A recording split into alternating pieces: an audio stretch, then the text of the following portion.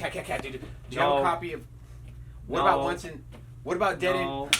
Dude, what are you doing to me, man? I'm gonna miss out on all these books. FOMO is real. Let me explain it to you. Come on, let's do this.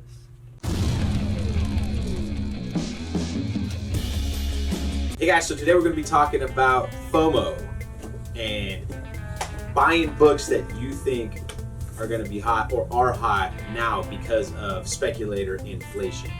And what that means is you're on the internet, you're reading these articles, and they throw a book title out, and immediately you go on eBay, and that book, the day it comes out, is going for $15, $20.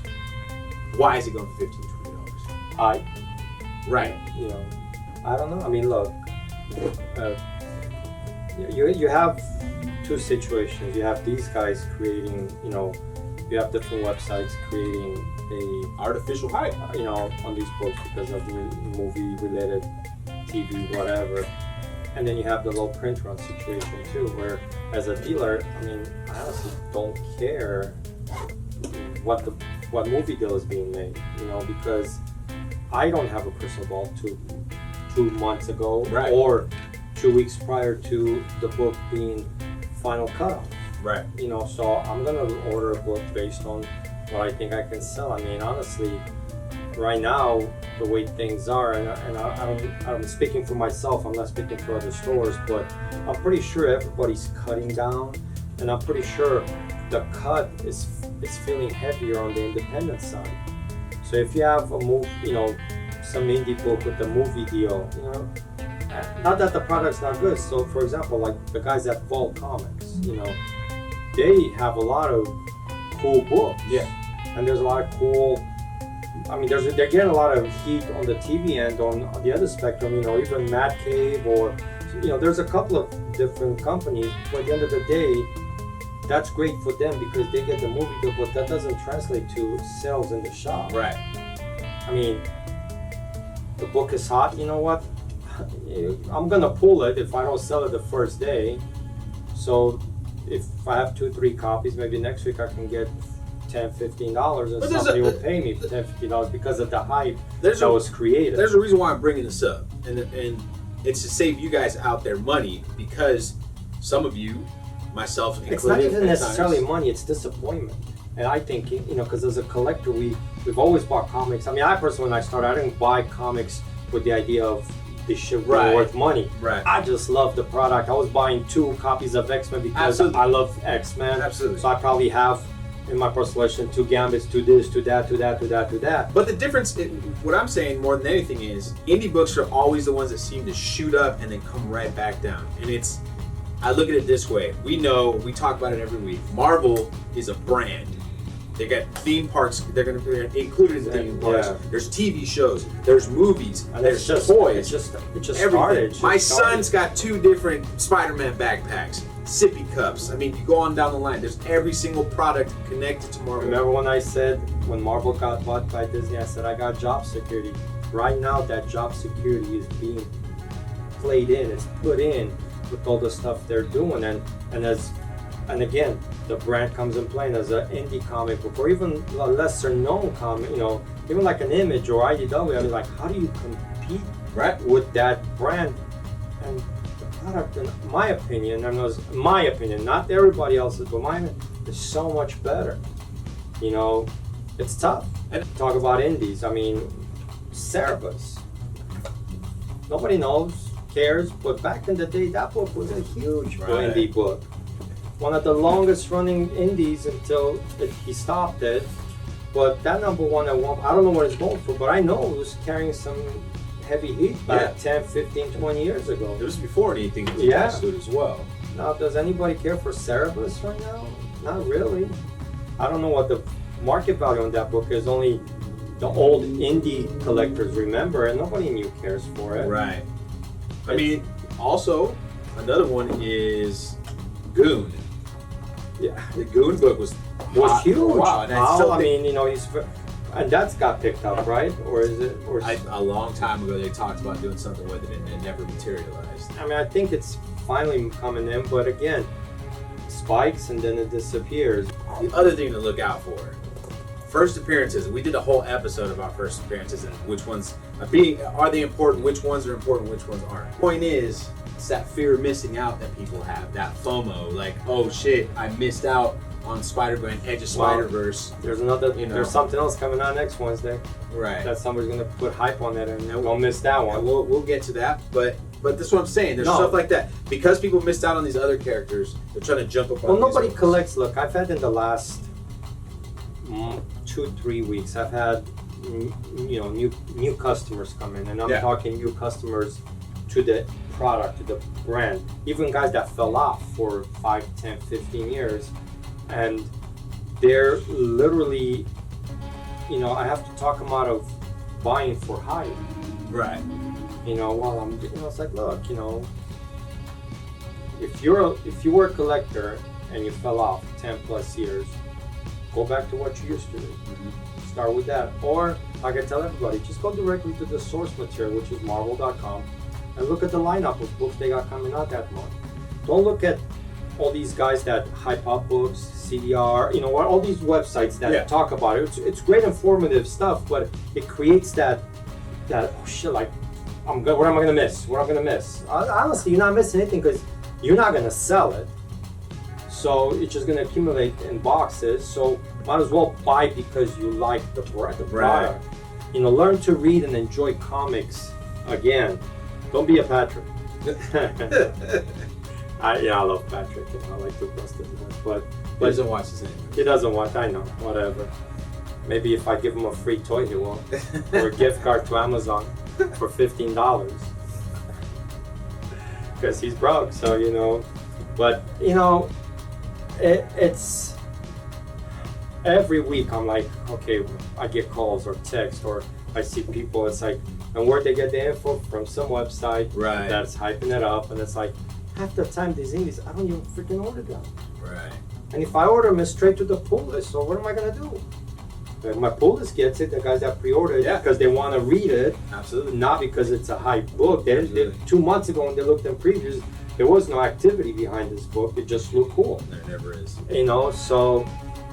It's getting frustrated just from my angle a little bit. Take the information you get with a grain of salt, including the stuff that we give you with our picks of the week, because, at the end of the day, read what you like.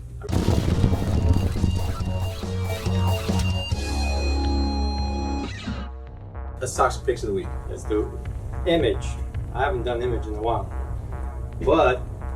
And this is not a new book, but they're putting out Battle Chasers in a trade paperback, and I love Joe Mad, his early stuff, and that Battle Chasers storyline was so cool, never finished. Hopefully we get to see that last issue, and I've seen his newer art. Are they putting the last issue in the I don't trade? know. Is that the gimmick? I don't know. I don't think so, but they might re-release it because he's doing number 9 or the number 10. Speaking of people that didn't finish their runs, Frank Miller all-star Batman and Robin. That's a mess. I can tell you stories about that too if you guys want to know. But I love his early stuff. I like his newer stuff he did for Marvel, and I love his Darkstalker stuff he's doing for the video game. Yeah. But there's something about that Battle Chasers. Everything was so beautiful, vibrant in colors. The art was crisp, sharp. I mean, it was fun. What's it about? Just stuff, fantasy, like swords and shit, like in modern, it was a really cool. I haven't read it in a long time. I think at the time people just in love with Joe Mad, and we still are, and I expect that trade to do well. But there's that. But going to new books, there's a new book coming out of Image by Tina Horn. I don't know much about it, but I guess she's a erotic writer, kinky writer. She's doing this SFX Safe Sex book. And it's basically, again, government suppressing everything. Now they're suppressing sex. So underground stuff. So, I mean, it's not for everybody, but sounds like fun. Those kind of kink books tend to do well, too. They have a niche audience. Because the print runs are low and because people get off on anime titties. I mean, look, if you guys want to read some crazy shit, pick up Howard Chaykin's Black Kiss. I mean, that was back in the late 90s, whatever. I read that, I'm like, whoa, okay, baby. But yeah, But let's go into superhero stuff. I got a DC book this week. I got Batman Superman #2. I really like that issue 1. It's really cool. I think it's everything they've done with this Joker who laughs guy, the multiverse. I think that #1 was like really solid. It made me want to read it. You know, I know next year 2000. Rare, guys. You know, I know next year 2020 is going to be a year where by the end of I said 2009, but it's 2020. By the end of 2020 into January of 2021, DC is going to yet again retool their universe. So this next following year is going to be the year leading towards that. Right. And it starts with Batman Superman with the virus. And then you have a Spider-Man tie-in next week too. So I'm looking forward to that. Jason Aaron and Avengers has been really solid, and we're starting this whole Ghost Rider relaunch. Yeah. And we got to see, if you guys haven't read it, check out the Absolute Carnage Spirits of Vengeance tie-in. One shot, really solid tie. I mean, just to see the Ghost Riders again, and Carnage getting his own Ghost Rider bike. I mean, it was a really solid one shot. So it's Jason Aaron starting that storyline in Avengers 24. And then we have Strike Force #1. I'm just curious. It's Tini Howard. She hasn't impressed me yet. Right. You know, she comes from IDW, from other stuff, you know, books that they didn't sell well. Not that she's not a good writer, it just didn't sell well. And I don't know if she's found her stride with Marvel yet, but you got a pretty badass team in this force. You got Blade, Spider-Woman, you got Damon Hellstorm. You got a couple of nice heavy hitters. I want to see where it goes, dealing with Supernatural maybe, I don't know. Right.